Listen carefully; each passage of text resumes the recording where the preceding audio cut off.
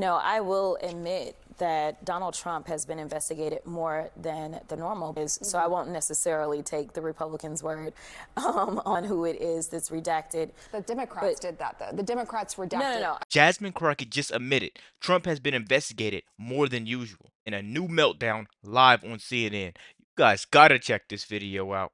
Thanks so much for joining us. What stands out to you from these emails that were publicly released by the committee today? Yeah, so number one, it is clear that he knew what was going on, which I think that he's kind of alluded to that at some point in time because the president said that he was trying to kick Ghislaine out of Mar-a-Lago because it seems like that's where girls were being recruited from based on So really quick, guys, I don't mean to pause the video so early, but listen to that back. I'm not going to go back and do it now, but he kicked Epstein's people out of Mar-a-Lago, and somehow that makes him guilty.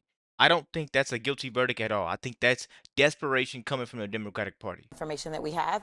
But more importantly is that he was having conversation, he being Jeffrey Epstein, with Michael Wolff, who is writing this book or trying to put together this book. And in real time, as Trump is running for his first presidential run, we hear or we see that he made it clear that he believes that he has leverage over Trump.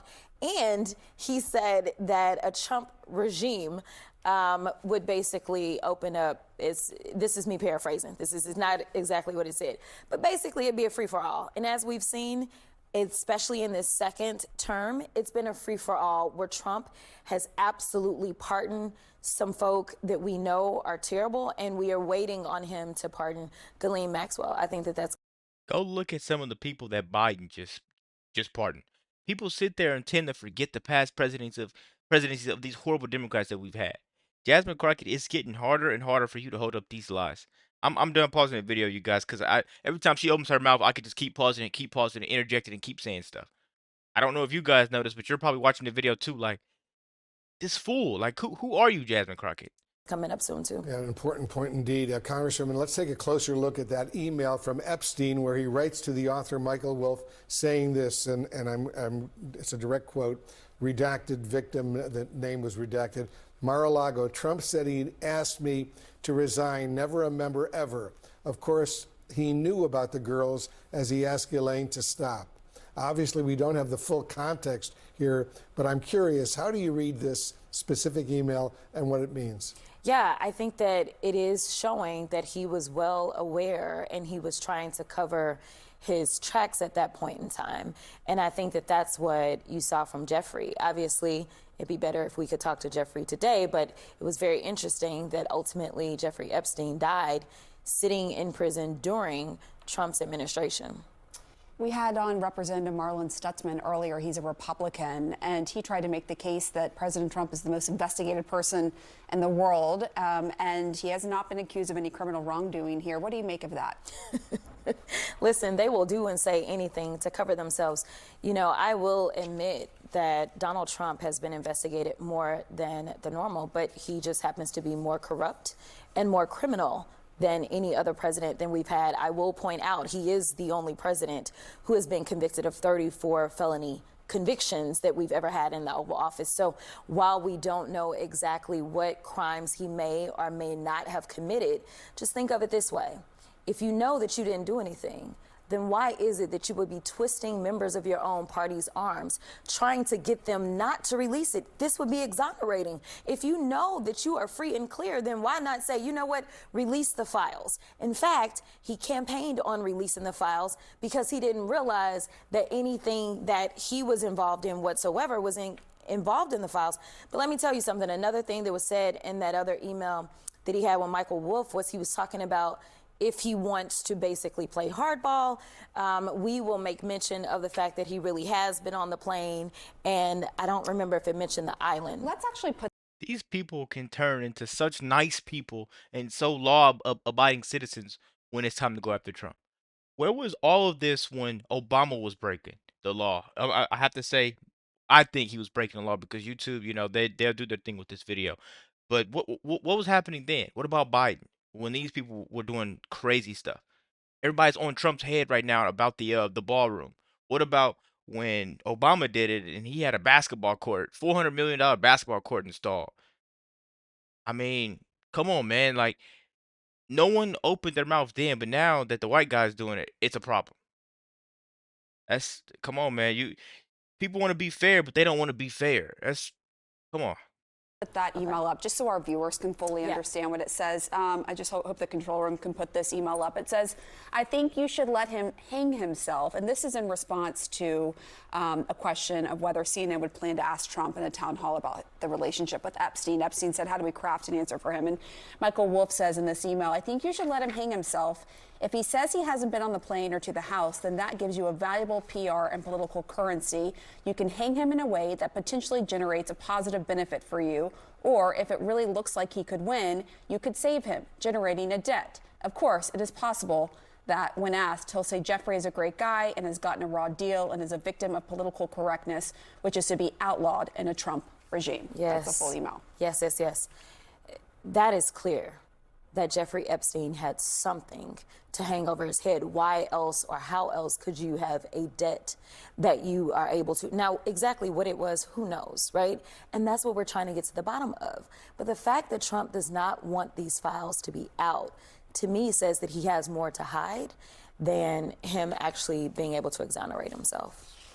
And then the other email talking about that we used initially, I'm just trying to find that email so I can be really precise here, but it talks about how Epstein is emailing Maxwell saying that Trump was with a victim at his house for several hours. This is an email from April 2nd, 2011. Republicans are saying that that victim is Virginia Giuffre. As you know, she died by suicide. She's been very outspoken. Jeffrey Epstein. Here's the email right here on your screen. She wrote a book, as you know, and she did not accuse him of any wrongdoing. What do you make of that? And can you confirm that? Yeah, I don't know. Obviously, it's redacted who the victim is, so I won't necessarily take the Republicans' word on who it is that's redacted.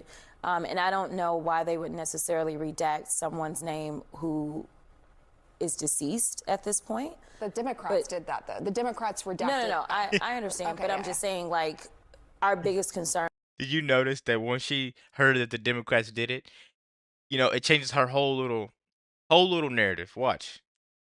Who the victim is, so I won't necessarily take the Republicans' word on who it is that's redacted.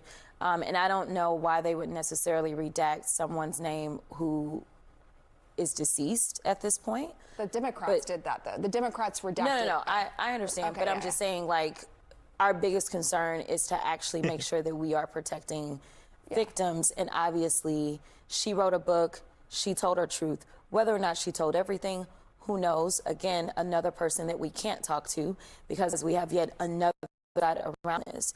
So I think that that's actually one of the things that we should talk about, is that the president has tried to call this all a hoax. I don't think you have this many people dying around a hoax. I don't think you have somebody trying to hide files around a hoax. We know that there's something there. We know that his own attorney general had to admit that he is in the files. But they are trying to hide stuff. The only reason that we have these emails is because we were able to get them from the estate.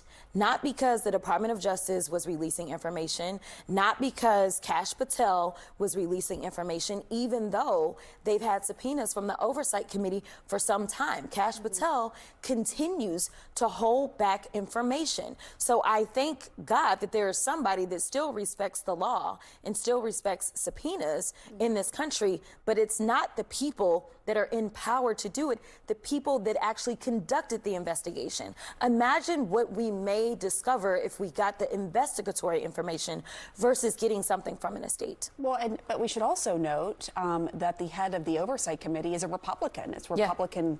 The chairman is James Comer, and he is the one who is issuing these subpoenas. Well, let's be clear about this. Okay. This is not something that he wanted to do. This was a subcommittee, remember? It has been the Speaker of the House who has consistently tried to avoid this by shutting down the House. So what the Speaker did is he sent us out on an early recess.